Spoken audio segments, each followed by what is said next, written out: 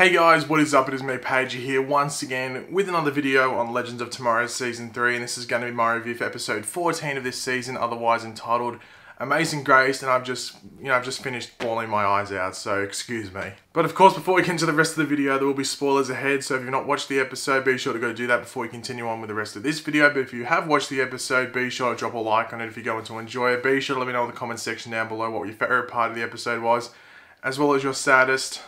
We'll get to that in a second. And yeah, if you're new to the channel, make sure to subscribe. So last episode was a big episode in regards to the totems, as we had the fire totem essentially introduced, and then we also had the spirit totem going a bit loose, as well as it getting corrupted essentially by the side, or the troops of malice, as I've been calling them throughout our reviews and throughout our coverage of Legends of Tomorrow this season. But I have to admit, I have to be honest here, I missed the opening 10 minutes of this episode. I didn't realize that Legends started, like time zones had changed in America, which in turn meant that it showed, I had to like start watching it an hour early, and I went on Twitter and it's like, wait, people were talking about Legends of Tomorrow, so I was like, shit, I gotta get on. Sorry for swearing there. So I had to talk to people on my Discord and say, yo, recap the opening 10 minutes for me, please, I missed it. So from what I was told, there was changes, going on everywhere, and it gets traced back to the times of Elvis, and they find out that he has the death totem. It's a part of his guitar, and it was like due to like Damien Dark and Nora Dark. Correct me from the comments if that's wrong, or if there is any more that needs to be known. But that's what I was told. Also, like Wally's like moving in with Zari. I think that was one thing I was told as well. Let me know in the comments if there's anything else in the opening 10 minutes that I did not mention that should have been mentioned. But yeah, I missed the opening 10 minutes, I have to be honest there. But because of this death totem that's in Elvis's guitar, they can't simply take the guitar, because Elvis needs to record his music, and they actually take his proper guitar and give him like a mock guitar. I'm guessing Gideon made it. I don't know if they necessarily made it clear on the show. I was 10 minutes late, maybe I should have focused. I don't think they even like really, he has a guitar. He has the same guitar, just like a replica, but it's not the real death totem. But he's not able to play it, because what the death totem was allowing him to do was connect to his dead twin brother, Jesse, who is realistic. That's like real life thing. Like Elvis did have a twin brother who died, who was called Jesse. Like that was the reason that Elvis rocked, like gave him that confidence to produce the music, and allowed him to play the way he was playing, because he felt like Jesse was right by his side, which was the case, because the guitar was possessed.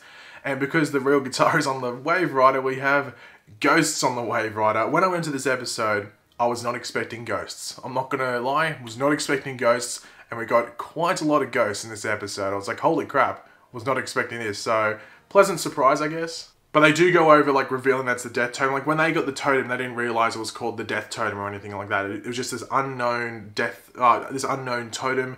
But due to Constantine off screen telling Sarah, we find out it's the death totem, which it basically gives you, I think the term they use is dominion, which is basically like control. That's the best way to, that's basically what dominion is, like dominate, it's control. So that it gives you dominion over the dead. So control over the dead, whether if it's for, not really, not for like unintentional purposes. Like I don't think Elvis was playing like, oh, raise the dead.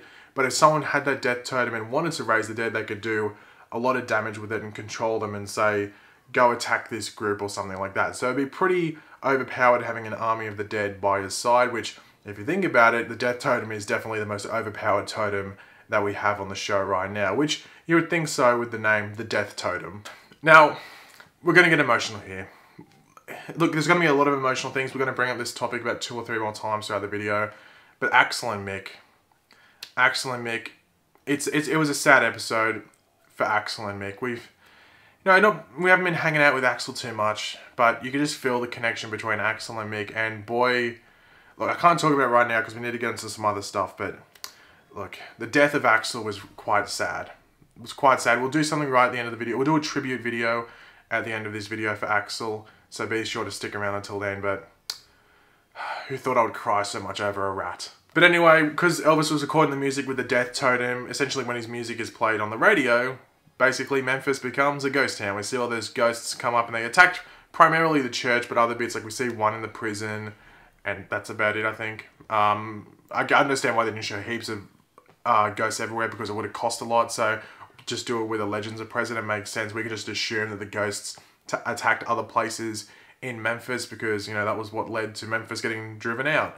It became a ghost town, literally, because ghosts were everywhere. So, yeah, the ghost effect was pretty cool. yeah, they're pretty cool. I didn't think they looked bad. They look like how a ghost should look. I think it's the best job they could have done on the show, so I was happy with how they looked. And it was even quite sad seeing Axel become a ghost. And but then there was like some humor put in there when he became like the big rat again, but still sad. Now my favourite moment of the episode was actually when Elvis just gets up there and sings Amazing Grace, which is obviously a thing that's sung in churches a lot, Amazing Grace. It's a very, I wouldn't say it's not really a hymn. Is it a hymn? I don't really count it as a hymn because I think it's like a song that they play in different things and like different people have covered the song, so I see it as just a normal song rather than a hymn. But that moment where it was just like a nice moment, but then you see Mick and Axel. This bit was the bit that had me. My eyes were watering. I'm not gonna lie. I don't think I was on the full-on edge of crying, but my eyes were watering. Even now, my eyes are starting to water a bit just thinking about it because I thought it was so sad. Because I think it's just because I have a really close connection to animals. I love animals, so seeing an animal in pain or just seeing an animal die is just like so tragic to me. But seeing the ghost of Axel come up to the sandwich, which usually Mick would always feed him stuff, and then just accept that he was going because of, you know, Elvis playing the music and just like fully rest in peace. It was so sad, and I wasn't expecting that going to this episode.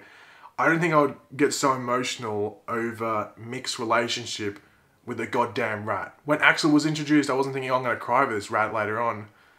Man, that was so sad. But really, to end off the episode, we have the death totem activated. Like, not Mick, Ray puts them in these like lock boxes, and we see like the box that was the death totem, sorry, was put in, just like shaking.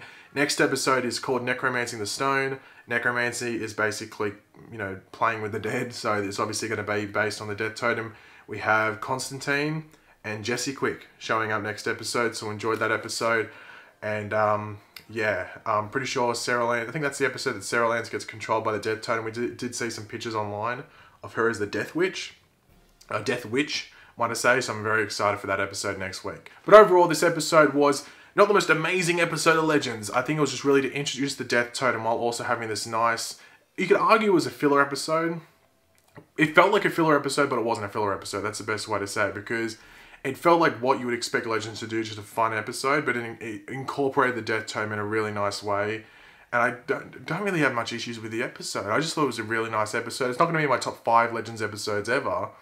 I think it might make the top 10. It was just a really nice episode to watch.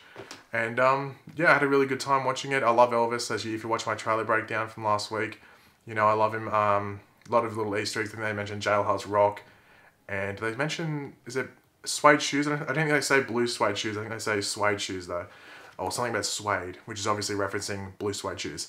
But yeah, thought it was a solid episode. Not my favourite, but I just thought it was just a really nice episode with nothing really to fault the episode for. But thanks for watching, guys. If you enjoyed the video, it'd be awesome if you could drop a like on it to show support. Let me know in the comment section down below what you think of the episode. Just let me know in the comments. And of course, if you are new to the channel, make sure to subscribe. And here's just a short little tribute video to Axel the Rat. May he rest in peace.